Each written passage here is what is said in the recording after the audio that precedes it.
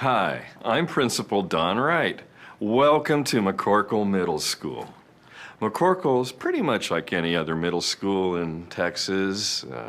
We're doing okay academically. Our football team took district last year. Go Marmots. And our teachers are, well, truth be told, teachers here have some ethical issues. I was brought in at the beginning of the year to help provide some guidance.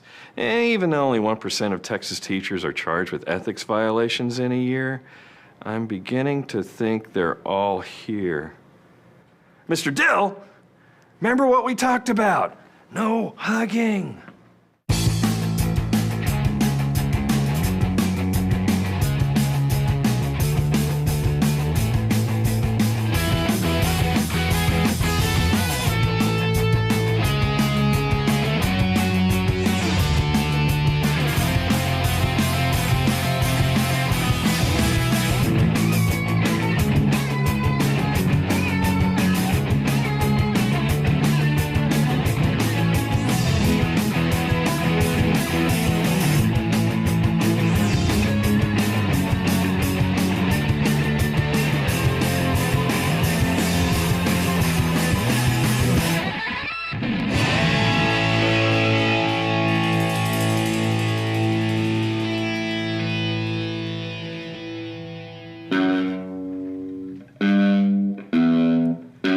Washington and his ragtag army stand on the shores of the Potomac.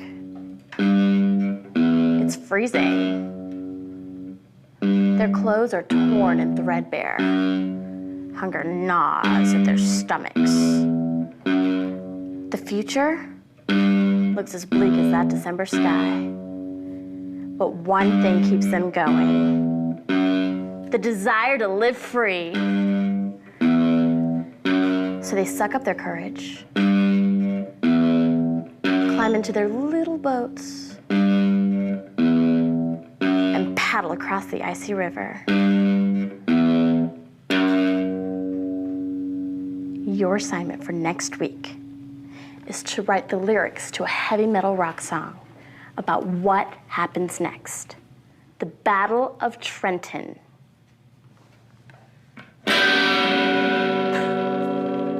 Got that? Rock on, y'all.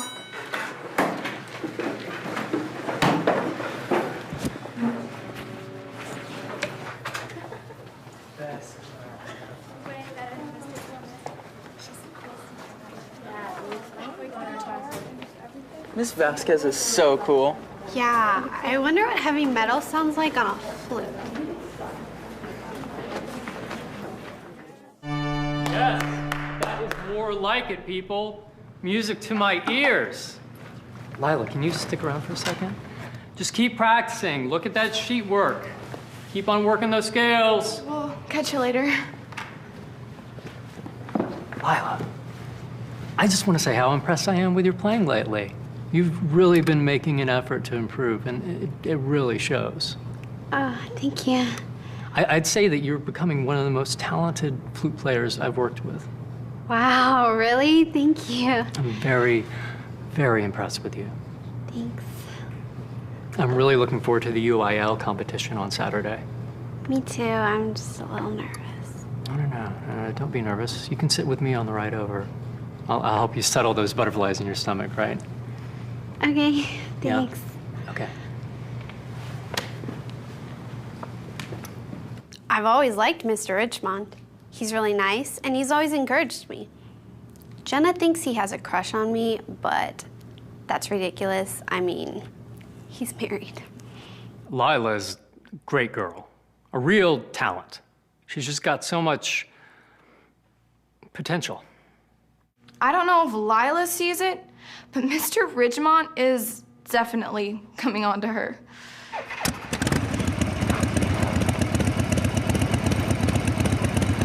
That's such a cool bike. Thanks. Could I get a ride home?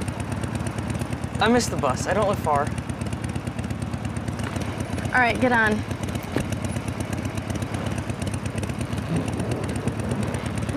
Here, put this on.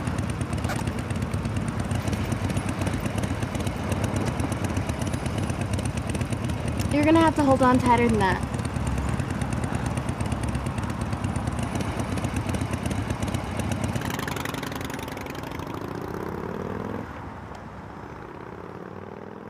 I would say the biggest problem we have at McCorkle in terms of ethics violations has to do with boundaries, that line between teacher and student that's designed to maintain a professional and respectful relationship.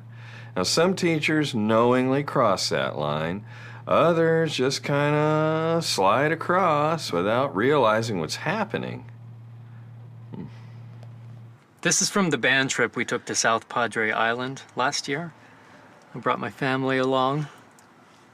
Heather, where are you? I don't want to be disqualified because we're late. Well, get your tail over here now. She'll be here in 2 minutes. Okay, that's good. This is my second wife, Linda. Lila. Linda. You two look alike. You kind of have the same name. It's very funny. I feel like I really got to know Mr. Ridgemont. You know, as a person, not just as a teacher. The part about his wife was a little personal, but I wish more of my teachers were as open and friendly as he is. Oh, and he gave me a gift. Mozart, my favorite. I thought that was sweet. Moving on to prefixes, suffixes, and word roots. Let's take a look at some common prefixes. They include a, ab, b, mega, micro, bene, and mal. Then we have a special category of prefixes known as prefixes of quantity. Semi, hemi, Trevor, Trevor.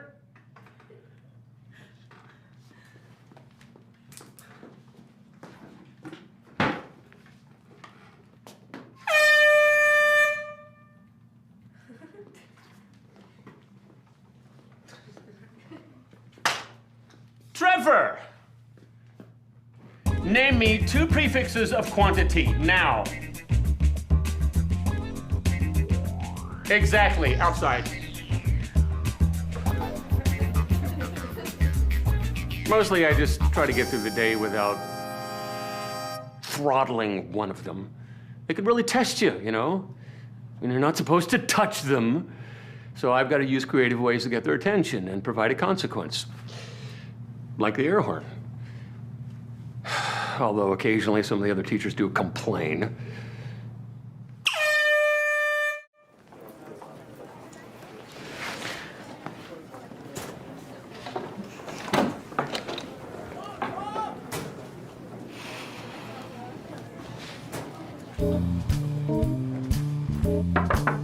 Hey, Don. Hey, Em, how's it going? Okay, you got a minute? For a fellow principal, always. Have a seat. It's about one of my teachers. Okay. He teaches third grade. Great with the kids. Good performance reviews, but a few times lately I've seen him with a student on his lap. Oh, boy. Yeah. And I gave him a warning the first time, but it happened again yesterday. Well, so what'd you do? Now, see, now that's the thing. I know the next step is to report his behavior to the superintendent, but I feel really uncomfortable doing it. I mean, like I said, he has a great record. He's an active member at my church. All right, let me resolve your moral quandary right here. Nobody but Santa Claus can have a kid on his lap. Ever. Now, you gave him a warning, so now you have a legal obligation to report the second incident. Yeah, but it doesn't make it any easier. Well, look at it this way. Guy could be Mr. Creepy. Mr. Creepy? Yeah, you know, one of those guys that doesn't do anything overtly sexual with the children, at least not while anyone's looking. And one day you've got an angry parent in your office because little Johnny says teacher touched his private parts. It happened. First school I ever taught at. Teacher saw a colleague touching children. Didn't say anything about it. Oh, she was devastated when he actually abused a child. Okay. I'll do it. Awkward, but I'll do it. Well, better safe than sorry, right? Yeah. Well, I'll let you know how it turns out. All right. And thanks. Anytime.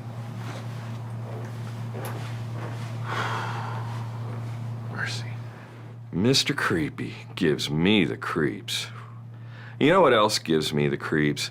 High school teachers who date students. I mean, some teachers think that just because a student's 18, he or she is fair game. Can you believe it? This just in, no! You can date students when pigs fly. It's taboo, verboten, hands off.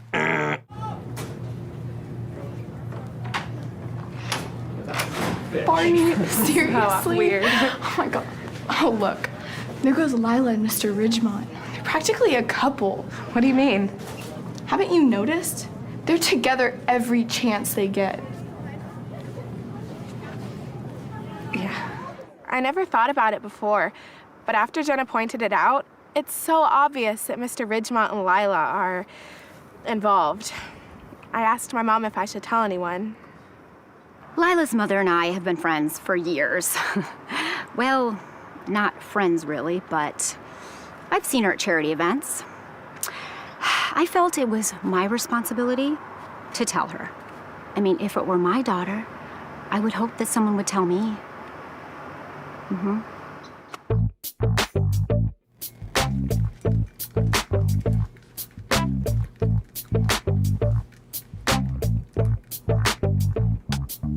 You text more than any person I know over the age of 13. Well, maybe that's because I'm texting a 13-year-old.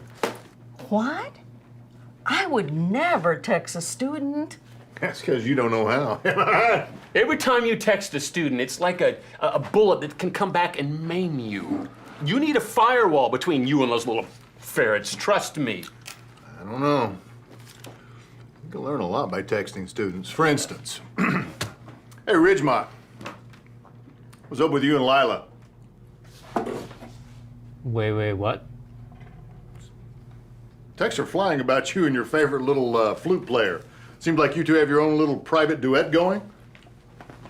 Wait, you can't be serious. Oh, yeah, I'm serious. see that. No, see that. No, just look. No, you can't touch it. Just look. Ha ha!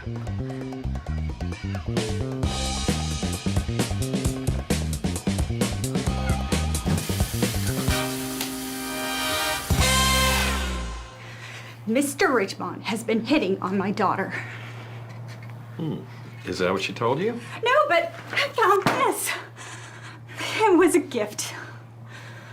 What's that?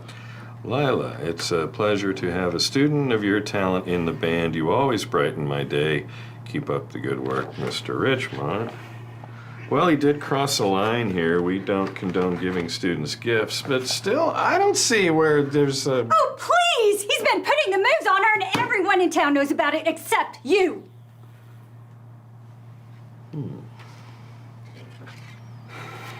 Well, let's get to the bottom of this then.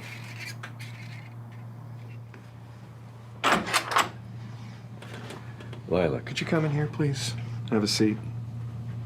Mom? Hello, honey. I want to ask you about Where this. did you get that? I got this from your room, and I noticed your teacher is signing something. It doesn't matter. It doesn't matter. He gave this to you, didn't he? It's not yours. It's mine. So he gave it to you? Yeah, it doesn't It matter. is though. not normal It does for a not matter. teacher to give you it's a present. Ladies, Wait, please. why am I What's in going on here? with There's you? nothing Ladies. wrong. What's going on with you He and gave Mr. me a Ridgemont? gift. Ladies, It doesn't please. matter. I'm so mad at Jenna. I can't believe this has happened. There's absolutely nothing that happened between Mr. Ridgemont and me. I feel so bad for him. No, of course not. I don't regret talking to the principal, not for a moment. Put yourself in my shoes. What would you have done? Where there's smoke, there's fire.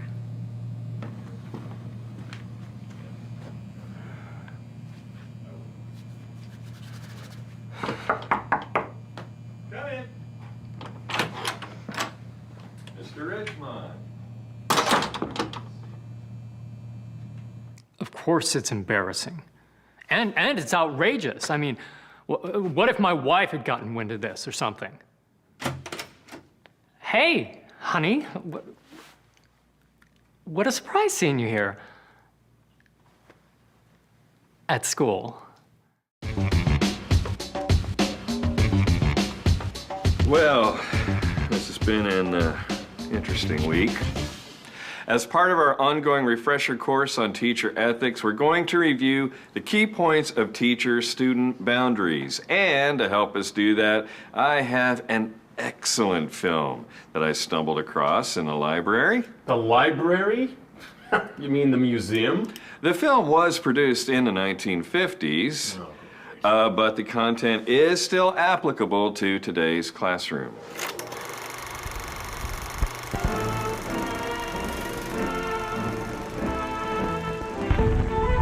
Tennis on a spring day. Great exercise and a great way to think about the relationship between teacher and student.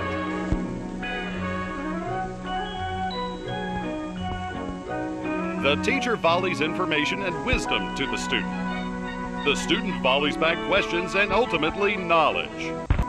But like a tennis game, the net represents a physical boundary that may not be crossed. You can be friendly with a student, but touching them is out of bounds. The net provides an emotional boundary between teacher and student as well.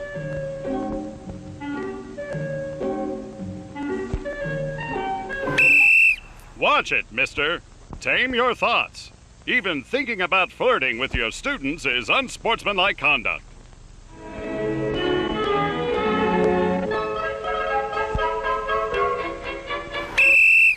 And no gift giving. Also, like a game of tennis, all interactions with a student must be conducted in full view of spectators. And remember, you are there to listen to your students, not to confide in them. Remember, you are the adult, not your student's friend or peer. Be friendly, but professional, by maintaining the boundary between student and teacher. Wonderful. Well, as you just saw, even back then, teacher-student boundaries were an issue. So, what are the takeaways? No touching students. That not only means no hugging or other affectionate contact, it also means no hitting, pushing, or grabbing in a confrontational situation. Words can be just as upsetting as inappropriate touching, so anything sexually suggestive, even flirting, is considered sexual harassment and won't be tolerated. When counseling a student, leave your door open. And if possible, include a counselor or teacher of the opposite sex. The intent is to keep you above suspicion and temptation, which is why off-campus meetings for non-school events are prohibited. In fact, if a student just needs a ride somewhere, you may only take that student off campus with parental consent. And finally, just a reminder that 18-year-old students are off limits for dating. They may be adults, but they're still students, and you can't cross that line. In summation, just hold on to that image of the net between you and your students, and you'll make the right choice in any situation when it comes to boundaries.